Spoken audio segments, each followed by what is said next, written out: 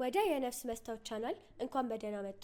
ሌተርስ ቱ ጋድ የሚለውን ማጠቃለያ እንደሚከተለው ቀርቧል። አንዲት እናት ልጇ በካንሰር በሽታ ሲሰቃይ ስታይ በጣም ታዝናለች። ለመኖርም የሚችለውን ያህል ይታገላል። አሁንም ከበሽታው በስተጀርባ ያለውን የእግዚአብሔርን ፈቃድ መረዳት አልቻለችም። ነገር ግን መላው ሰፈሯን የሚቀይር አንድ ነገር ይከሰታል። ታሪኩ የሚጀምረው እንደተለመደው ላኪው ከማይታወቅ ሰው ደብዳቤዎችን በሚሰበስበው ዋልተር በተባለ የአካባቢው ፖስተኛ ነው። ላኪው በየቀኑ ደብዳቤዎችን በፖስታ ሳጥን ውስጥ የሚተወው ሕፃን ልጅ ይመስላል። ዋልተር ወደ ፖስታ ቤት ሲደርስ በዲፓርትመንቱ ውስጥ ያሉትን የሰራተኞች እጥረት ለመሙላት ወደ ሌላ ቦታ እንደሚዘዋወር ይገነዘባል። በከተማው ውስጥ ስራውን ስለሚወድ መቀበል ባይፈልግም የግድ መሄድ ግን ነበረበት። ስለዚህ ከመሄዱ በፊት የያዛቸውን ደብዳቤዎች በሙሉ ለእግዚአብሔር ቤት ቁጥር 234 ለሚለው አድራሻ እንዲያደርስ ለአለቃው ያስረክባል። በቤት ቁጥር 234 ውስጥ ያለው ታይለር የተባለ የ8 ዓመት ልጅ ሲሆን እርሱም በከባድ ገዳይ በሽታ የሚሰቃይ ነው። እናቱ ነርስ ብትሆንም ባለቤቷ ከተወሰነ ጊዜ በፊት ስለሞተና እሷን መስራት ስላለባት እሱ መንከባከብ አትችልም። ስለዚህ ለአያቱ እንክብካቤ ትታው ትሄዳለች። እናቱ ወደ ክሊኒክ ስትደርስ ስለ ታይለር ከሚጠይቋት ጓደኞቿ ጋር ትነጋገራለች። እሷም ታይለር የአንጎል ቀዶ ጥገና እና 30 የኪሞቴራፒ ሕክምናዎች ቢደረጉለትም ደህና መሆኑን ትናገራለች። ሆኖም ግን ዶክተሮቹ ስለሱ ብዙም ተስፋ አይሰጧትም። በቤት ውስጥ አያቱ እሱን ለመመገብ ትታገላለች። በዚህ ጊዜ ወንድሙ እናቱ በስልክ መስመር ላይ መሆኗን ሲናገር ታይለር መጮህ ይጀምራል። ነገር ግን የጮኸው የቀልድ ነበር። ሆኖም ከክትባቱ ከጥቂት ሰከንዶች በኋላ ማስታወክ ይጀምራል። የታይለር ታላቅ ወንድም አባቱ ስለሞተ ተጎድቷል። እናም የታይለር ሁኔታ እሱ መደበኛ ህይወት እንዳይኖረው ስለሚያደርገው ከእንግዲህ ስለ እግዚአብሔር ምንም ማወቅ አይፈልግም።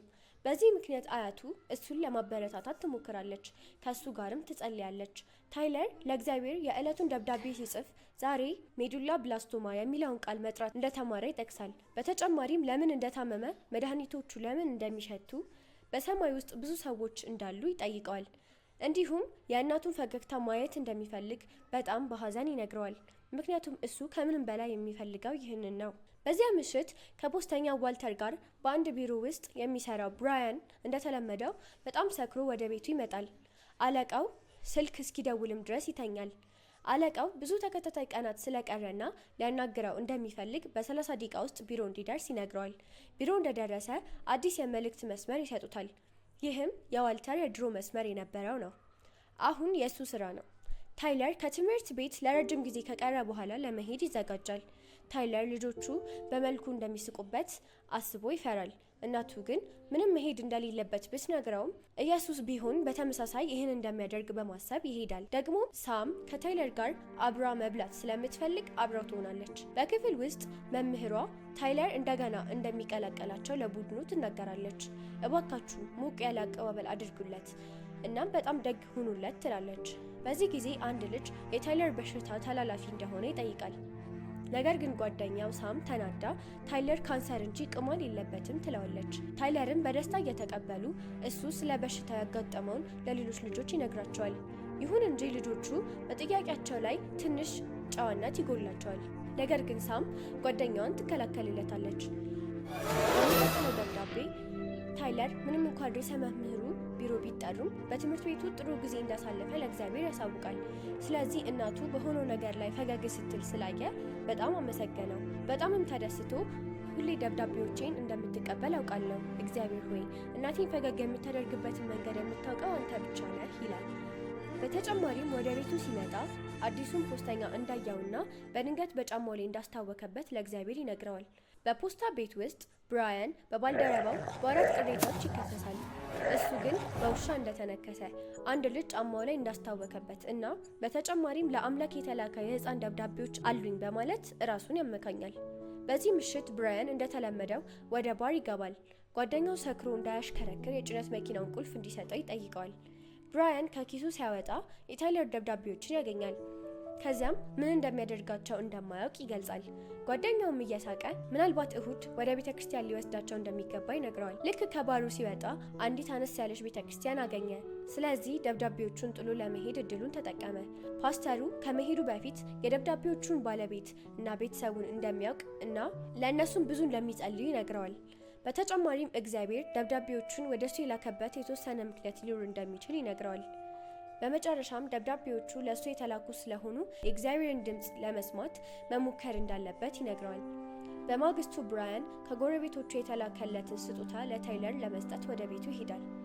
እዚያም በጥቂቱ ይተዋወቃሉ። ታይለርም የዕለቱን ደብዳቤ ለመስጠትና ጫማውን ስላበላሸበት ይቅርታ ለመጠየቅ እድሉን ይጠቀማል። በሳም አያት ቤት ውስጥ በጨዋታ መካከል የሳም አያት ለታይለር ልጆቹ የሚስቁበት በምቀኝነት ምክንያት እንደሆነ ያስረዳዋል። በህይወቱ ውስጥ እጅግ በጣም አስፈላጊ ለሆነው ሚና እንደተመረጠም ይነግረዋል። ስለዚህ ሰዎች እሱ ምን ያህል ደፋርና ጠንካራ እንደሆነ ሲያዩ የራሳቸውን ህይወት አለመገምገም እንደማይችሉ ይነግረዋል። የራሳቸውን ህይወት ለመገምገም ይገደዳሉ። በተጨማሪም የታይለር ተልእኮ ሁሉንም ሰው ወደ እውነት መምራት እንደሆነ ያሳውቀዋል።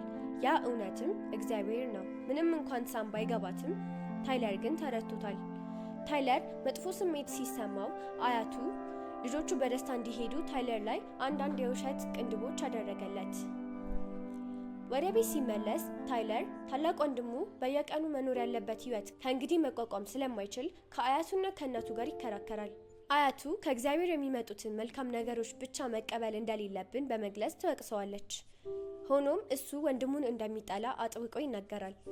ተደብቆ የነበረው ታይለር ይህንን ይሰማል። ታይለር ያንን መስማት ምን ያህል ከባድ ቢሆንበትም ይቅር ይለዋል። እናም እሱ እንደሚያደርገው ለእግዚአብሔር ደብዳቤ እንዲጽፍ ይነግረዋል። ከቀናት በኋላ ብራያን እየተወያዩ ያለ ልጅ እንዳለውና እሱን ካየው ረጅም ጊዜ እንደሆነው ለታይለር ይነግረዋል። በዚያን ዕለት የታይለር እናት ለልጇ ላደረገለት ነገር ሁሉ ብራያንን ታመሰግነዋለች። ብራያን ወደ ቤቱ ሲደርስ የልጁን የማሳደግ መብት ወደ እናቱ መተላለፉን የሚገልጽ ደብዳቤ ደርሰዋል። ይህም ልጁ ከበስተጀርባው ወንበር ላይ ያለ መጠጥ ጠጥቶ እያሽከረከረ በቁጥጥር ስር የዋለበትን ትዝታ ያመጣበታል። ይከፋዋል። ከዛም ወደ ባር ይሄዳል። ነገር ግን አቅጣጫውን እንዲቀይር የሚያደርገው አንድ ነገር ይሰማዋል። ለምን እንደሆነ ባያውቅም ወደ ቤተ ክርስቲያን ይገባል። እዚያም አለቃው መዘምራን ውስጥ እንዳለ ያያል።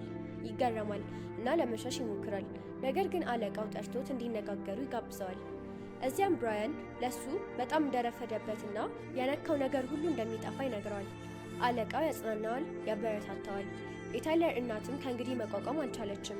ካጋጠማት ነገር ሁሉ የተነሳ ትበሳጫለች። የእግዚአብሔርን ፈቃድ እንዳልገባት ትናገራለች። ልጇ እየሞተ ነው። እናም መታገሏን ለመቀጠል ምንም ጥንካሬ የላትም። እናቷ እግዚአብሔር እንዳልተዋትና መቼም እንደማይተዋት ትነግራታለች። በክፍሉ ውስጥ ሳም ወደ ሆስፒታል መመለስ ስላለባት እያዘነች ታይለርን ተሰናብቷለች።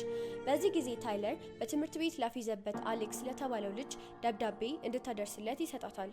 በሆስፒታሉ ውስጥ ታይለር በከባድ የሕክምና ሂደቶች ያደርጋል። የደከመችው እናቱ ትተኛለች። ነገር ግን አያቱ እሷን ለመተካት ትመጣለች። ወደ ቤት ስትደርስ ከማረፍ ይልቅ የቤት ውስጥ ስራዎችን ለመስራት ጊዜውን ትጠቀማለች። እዚያም ከታላቅ ልጇ የተላከ ደብዳቤ ታገኛለች።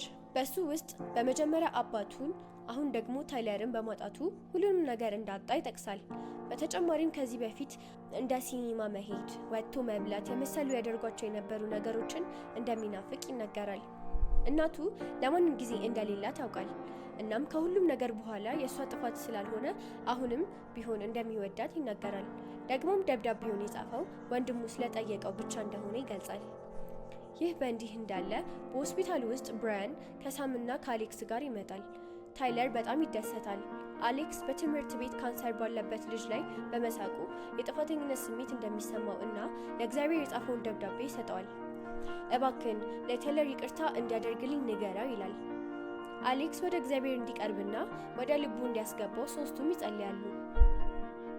በሆስፒታሉ ውስጥ ከበርካታ ቀናት በኋላ ሁሉም ሰው ታይለር ከሆስፒታል እንደሚወጣና ከእንግዲህ ኬሞ መውሰድ ስለማይኖርበት ደስ ይላቸዋል። ሆኖም ዶክተሩ የከፋው ገና እንዳላለቀ፣ ለአሁን ግን በትልቁ ምስራች ላይ ትኩረት ማድረግ እንዳለባቸው ይነግራቸዋል።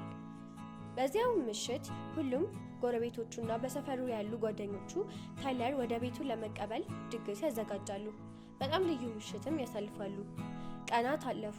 ታይለር በትምህርት ቤት የእግር ኳስ ጨዋታ ላይ ተጋብዞ ነበር። ስለዚህ በብራያን ድጋፍ እናቱን ለማሳመን ችሏል። በጨዋታው ውስጥ የመጨረሻዎቹ ደቂቃዎች እየቀሩ ሳለ ታይለር እንደ መደበኛ ልጅ የመጫወት ፍላጎቱን ያሳካል። ኳሱን መያዝም ችሏል። ይህም ለቡድኑ ድልን ያረጋግጣል። ነገር ግን ድላቸውን እያከበሩ ያለ ታይለር በድንገት ተዝለፍልፎ መሬት ላይ ይወድቃል። በሆስፒታሉ ውስጥ ዶክተሩ ካንሰሩ እንደተመለሰ ለእናቱ ያረጋግጣል። እናቱም በህመም ውስጥ ሆና ለብራያን ልጁ ጨዋታውን የተጫወተው በሱ ምክንያት እንደሆነ ከህይወቷም እንዲርቅ ትነግረዋለች። ይህ ብራያንን በጣም ይጎዳዋል። እናም ከልጁ ጋር ያሳለፋቸውን ነገሮች በሙሉ ትዝታ መጣበት። ህመሙንም ለማጥፋት ወደ ቤቱ ይመለሳል። ነገር ግን በመጨረሻ ጠርሙሱን ይሰራዋል። ከዚህ ቀደም የሰራቸውን ስህተቶች መድገም ስለደከመው በንዴት እቃዎቹን ይበታትናል። በግርግሩ መካከል በታይለር የተጻፉ ደብዳቤዎች ላይ ተሰናክሎ አንድ በአንድ ማንበብ ይጀምራል። እዚያም ታይለር እናቱ ብቻዋን እንዳትቀር ስለፈለገ ለእግዚአብሔር እናቱን የሚረዳ ጓደኛ እንዲሰጣት እንደሚጠይቅ ይገነዘባል። በተመሳሳይ ጊዜ ብዙ ጥንካሬ ስለሌለው በቅርቡ እንደሚገናኙ ለእግዚአብሔር ይነግረዋል። በተጨማሪም ለአቶ ብራያን በጣም ጥሩ ሰው ስለሆነ ነገር ግን ከልጁ ጋር ብዙ ጊዜ ስለማይገናኙ ለእሱም ይጸልያል። ታይለር ይህንን ጥያቄ በማቅረብ ደብዳቤውን ያበቃል። እግዚአብሔር ሆይ ለአቶ ብራያን ሁሉም ነገር መልካም እንደሚሆን ልትነግረው ትችላለህ? ያኔ ነው ብራያን በታይለር ደብዳቤዎች ውስጥ እያንዳንዱ ጓደኞቹና ጎረቤቶቹ የሚሆን ደብዳቤ እንዳለ ተገነዘበው። ከዛም ብራያን የሁሉንም ነገር ዓላማ ይረዳል። የታይለርን ደብዳቤዎች ለእያንዳንዱ ተቀባዮች ማድረስ ይጀምራል። ይህም ሁሉንም ሰው በታይለር ጥያቄዎች ያስደንቃቸዋል። በታይለር ቤት ሳም የዮሐንስ ወንጌል ምዕራፍ 3 ቁጥር 16 እና እመኑ የሚል ጽሑፍ ያለበት የእጅ አምባር እንደሰሩ እየተናገረች ትገባለች። እሷም ለእግዚአብሔር ደብዳቤ እንደጻፈች ትናገራለች። እያለቀሰችም በአጠገቡ ትተኛለች። ብራያንም መጥቶ የታይለርን እናት ይቅርታ ይጠይቃል። እነሱን በማግኘቱ እድለኛ እንደሆነና ከእንግዲህ ወዲህ ሌላ ፖስተኛ መስመሩን ለመስራት እንደሚመጣ ይነግራታል። ሁለቱም ሰላም ይፈጥራሉ። እሱም ከታይለር የተላከ ደብዳቤ ይሰጣታል። እሷ ግን በኋላ ብታነበው እንደሚሻል ትነግረዋለች። ታይለር ወንድሙን ወደ ትምህርት ቤት የሙዚቃ ትዕይንት ይጠራዋል። ሁሉም ሰው በመገረም ያጨበጭባል። በዚህ ጊዜ ብራያን ካልታሰበበት ቦታ ደርሶ በጭንቀት ማይክሮፎኑን ይዞ መናገር ይጀምራል። ታይለርን በማግኘቱ አመስጋኝ እንደሆነም ይነግራቸዋል። ምክንያቱም እሱ በደብዳቤዎቹ የብዙዎችን ልብ የነካ በጣም ልዩ ልጅ ነው። ለታይለር ምስጋና ይግባውና አሁን በህይወት ውስጥ አስፈላጊ የሆኑትን ነገሮች መረዳት ችሏል። ይህም ተስፋ ሰጥቶታል፣ እንዲሁም በእግዚአብሔር ላይ እምነት እንዲኖረው ረድቶታል። በመቀጠልም በታይለር ተነሳስተው ለእግዚአብሔር የጻፉትን የአካባቢውና የትምህርት ቤቱን ደብዳቤዎች በሙሉ ለታይለር ያሳየዋል። እዚያም ለሱ ጸሎቶች ጽፈውለታል። እዚያም ሁሉም ሰው እነሱን ስለረዳቸው ያመሰግኑታል። ቀናት አለፉና ሁሉም የሚወዳቸው ሰዎች በታይለር ክፍል ውስጥ ተሰብስበዋል። እናቱ አሁን ማረፍ እንደሚችልና እንደምትወደው ሁልጊዜም እንደምትወደው እየተናገረች ትሰናበተዋለች። በመቀጠልም ሁሉም ሰው ለእግዚአብሔር ደብዳቤ መጻፍ ሲጀምር ይታያል። ከአንድ ዓመት በኋላ ብራያን አሁን የፖስታ ቤቱ ኃላፊ ሆኗል። በየቀኑ ለእግዚአብሔር የሚላኩ ደብዳቤዎች ሲደርሱ ይመለከታል። ለታይለር ክብር ሲባል ሰዎች ደብዳቤዎችን የሚያስገቡበት ልዩ የፖስታ ሳጥን ተከፈተ። የታይለር ታሪክ ሌሎች ብዙ ሰዎችን ካንሰር እንዲጋፈጡ አነሳስቷቸዋል። ይህ ሌተርስ ቱ ጋድ ወይም ለፈጣሪ የተጻፉት ደብዳቤዎች የተባለው የክርስቲያን ፊልም ማጠቃለያ ነው። የሚቀጥለው ታሪክ እንዳያመልጦ ሰብስክራይብ ያድርጉ። እናመሰግናለን።